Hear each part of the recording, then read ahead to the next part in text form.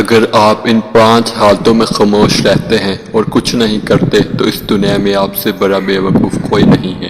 5 قسم کے حالات میں کبھی بھی خاموش نہ رہیں۔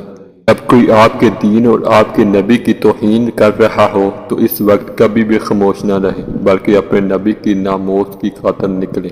جب کوئی کسی پر ظلم کر رہا ہو تو اس کو بزاور بازو روکیں، اگر یہ نہ ہو سکے تو کم از کم اپنی زبان سے کچھ بول دیں لیکن خاموش نہ رہیں۔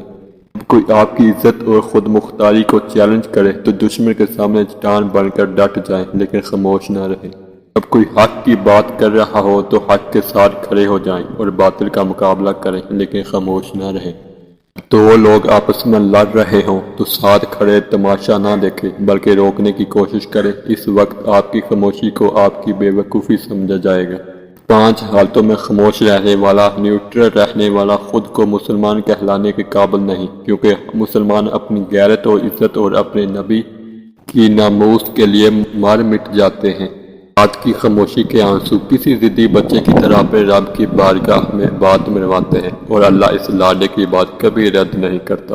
انسان پر اچھا وقت آتا ہے تو وہ بولنے والی چیزوں میں سب سے بڑی اپنی اوقات بھولتا ہے۔ احمق شخص میں بات کو سمجھنے کی صلاحیت کم ہوتی ہے، اس لیے وہ زیادہ بولتا ہے اور کم سنتا ہے۔ انسان کا زوال تب شروع ہوتا ہے جب وہ اپنے مخلص لوگوں سے منافقت شروع کر دیتا ہے۔ سانپ کے بچے بھی سانپ ہوتے ہیں جو اپنی فطر پر ہی اب پروان چڑھتے ہیں۔ دوستوں کے ساتھ شیئر کرنا مت بھولیں۔